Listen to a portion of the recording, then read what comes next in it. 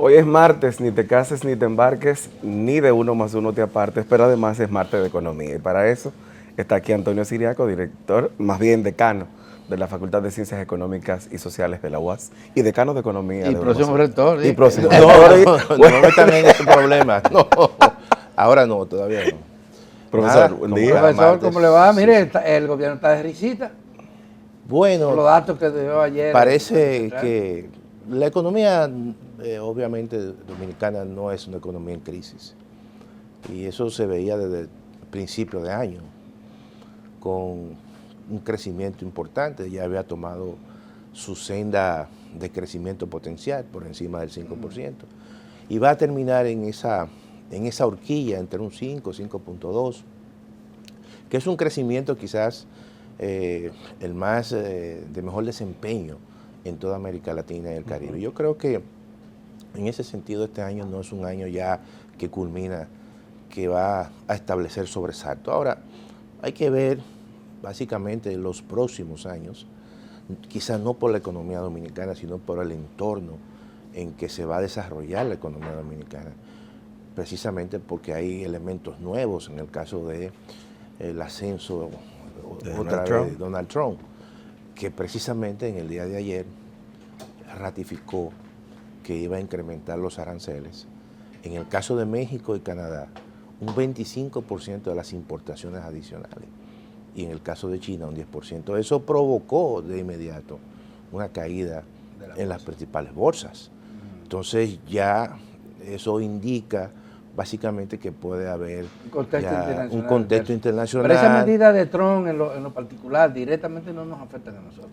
Hasta ahora no nos afectan, pero hay que ver, porque la economía del mundo es una economía que está interrelacionada. Ya somos una aldea. Entonces, incluso se prevé cierto nivel de conflicto con el presidente de la Reserva Federal, que precisamente quien lo recomendó en la gestión pasada fue Donald Trump.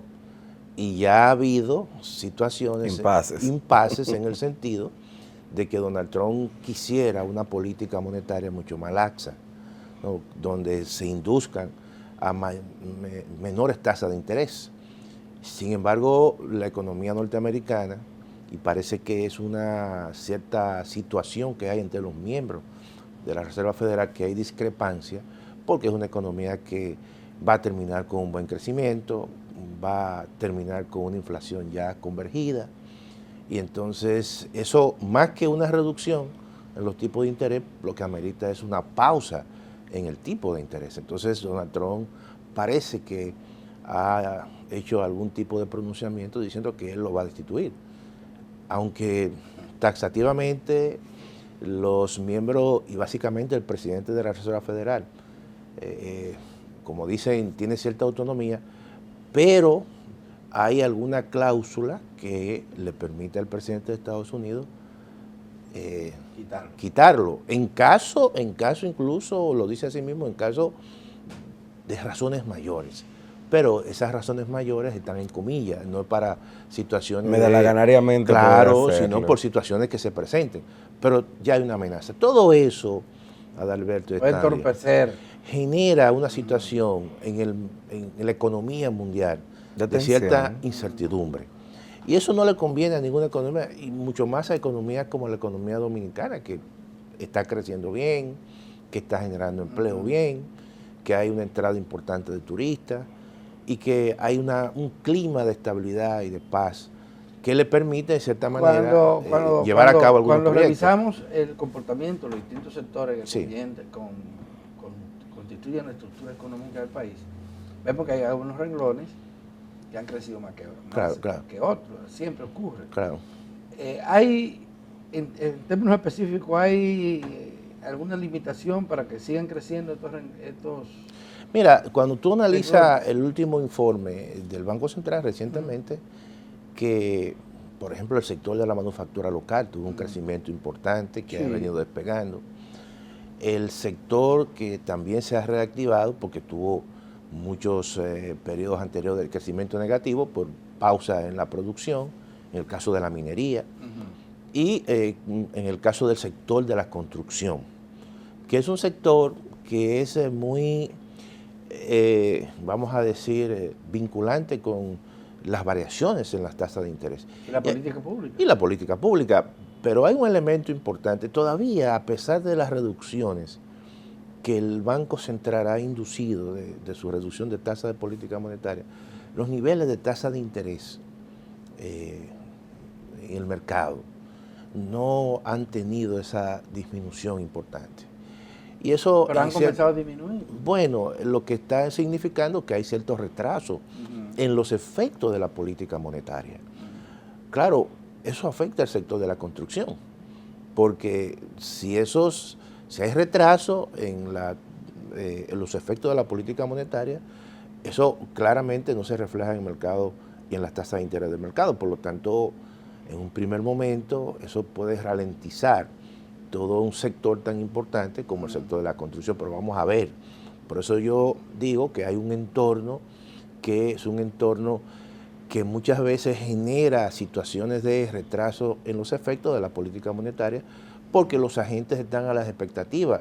Yo no sé, no sabemos cómo va a seguir reaccionando la Reserva Federal con respecto a las reducciones de la tasa de política monetaria o su tasa de los fondos federales, y eso en cierta manera retrasa muchos efectos que pudieran ser positivos.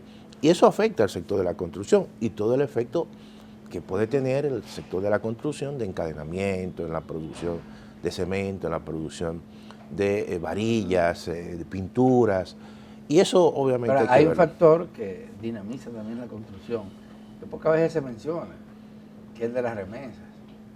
Pocas veces se menciona en esta área específicamente. Porque los compradores de viviendas, la vivienda es un área importantísima dentro de la construcción. Viviendas, vías de comunicación, edificaciones. Mira, Adalberto, el sector inmobiliario, el sector de las viviendas, es un sector que está dolarizado. Sí, y tú lo has mencionado, o sea, la remesa influye mucho, porque incluso gran parte de las ventas que se realizan, no se realizan en el mercado nacional, sencillamente vienen de allá, se venden incluso, como dicen, en planos. Y por eso tú encuentras que hay muchas estafas a muchos dominicanos ausentes. De una vez la mafia. La mafia, y que mira, entonces es un mercado que está dolarizado.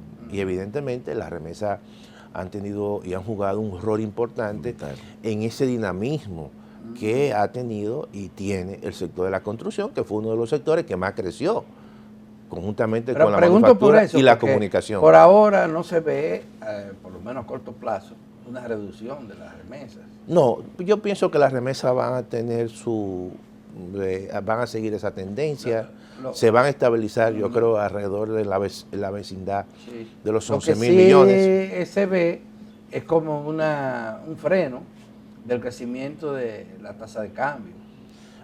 Bueno, tú sabes que en el presupuesto del año 2025 se estima, ¿no?, que las compras que podría realizar el Estado Dominicano, y que es una referencia, es de 63 por 1.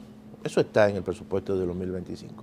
Pero eso no significa que ese va a ser el tipo de cambio. Claro, porque, por ejemplo... es una referencia, es un dato que se inserta allí como un mecanismo de decir, mira, el Estado Dominicano podría incluso, en caso de realizar compras hasta ese y le permite al gobierno ese precio, y le permite al gobierno tener más flexibilidad, y entonces aquellos agentes que son organizados, que manejan informaciones, entonces muchos de los precios también los fijan a ese nivel. Profesor, aunque en el mercado puedan comprar divisas mucho más baratas. Profesor, hoy aparece una noticia desplegada, que no es de hoy, anterior, que habla sobre el comportamiento de las economías en la región, en América Latina, y sitúa al país en un lugar privilegiado. Claro.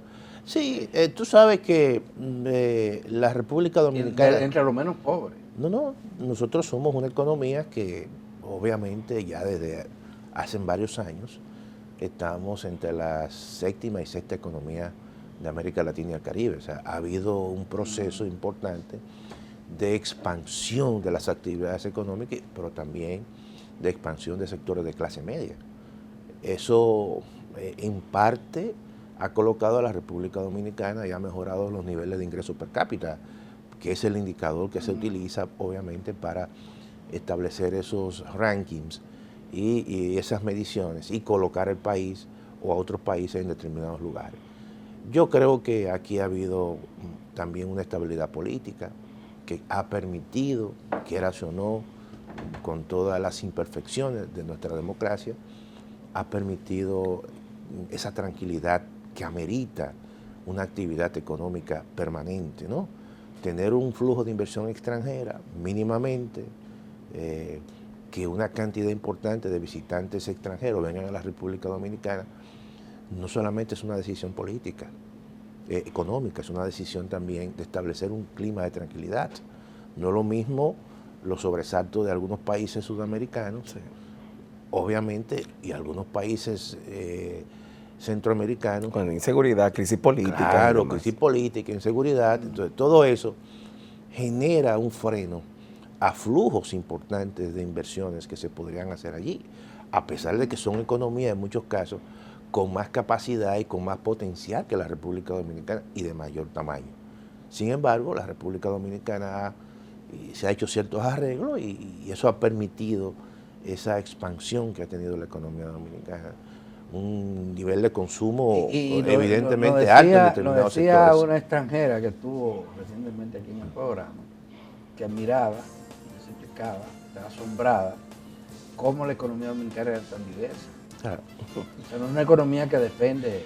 Eso es un rasgo importante porque no hemos vendido, obviamente que no hemos colocado, no hemos insertado en los mercados internacionales como una economía turística de servicios. Sin embargo, no es de eso que la economía dominicana es mucho más diversa. Es una economía que esa diversidad le ha permitido sortear inclusive crisis y salir mucho más rápido que otros países. Como pasó tras la pandemia. La pandemia es una economía que tiene un servicio importante, un sector servicio importante, el turismo, pero a su vez también un sector agropecuario que ha mostrado resiliencia.